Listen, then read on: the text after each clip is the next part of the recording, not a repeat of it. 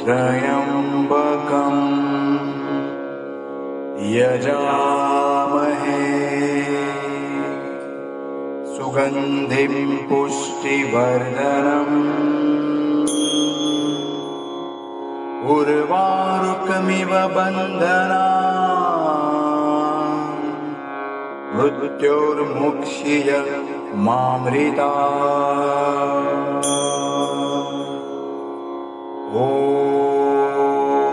त्र्यम्बकं यजामहे सुगन्धिं पुष्टिवर्धनम् उर्वारुकमिव बन्धनान् मृत्योर्मुक्षीय मामृतात्।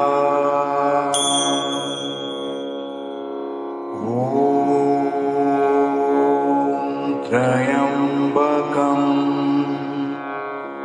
यजामहे सुगन्धिं पुष्टिवर्धनम्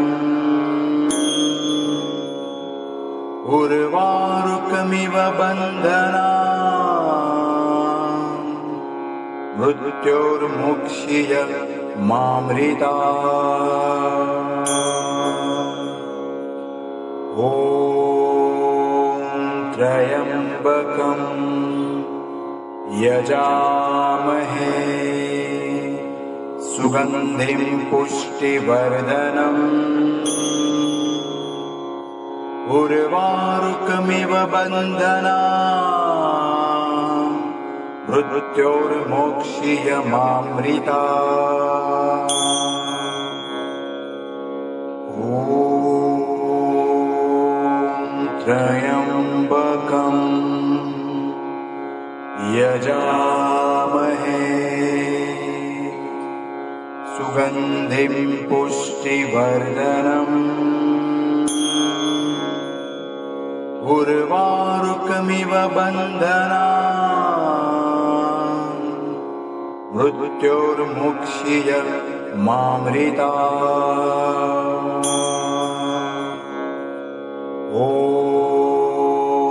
त्र्यम्बकं यजामहे सुगन्धिं पुष्टिवर्धनम्। आपना परिचयटा? मो ना जानकी वल्लभ दास, घर सातवाटी, जीपी छाणीपुर। एटा क्यों पूजा पर्वाणी पालन कराए? एटा हूँ बरुणेश्वर महादेव मंदिर 1977 स्थापन होता। ये सबू ठाकुर जो नीति नीति अच्छी सबू पूजा पाठ करा जाए, सप्ताह जागर सबू कार्य हुए। नना आसती 10टा भितर आसी पूजा पाठ हुए। हनुमान मंदिर अच्छी, माँ मंदिर अच्छी, शिव मंदिर अच्छी ना। यहाँ हूँ बरुणेश्वर शिव मंदिर। नमस्कार, मो ना शांतनु कुमार सेठी। आटी आमर शिव मंदिर अच्छी, बरुणेश्वर मंदिर भी लगी।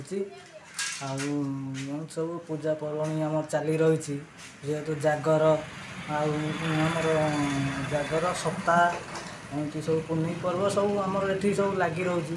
जहाँफल भक्त मान भी समेत आसिक जोग दौन मंदिरटा जहाँ भी हो खुशी लगुच। श्री धनलक्ष्मी।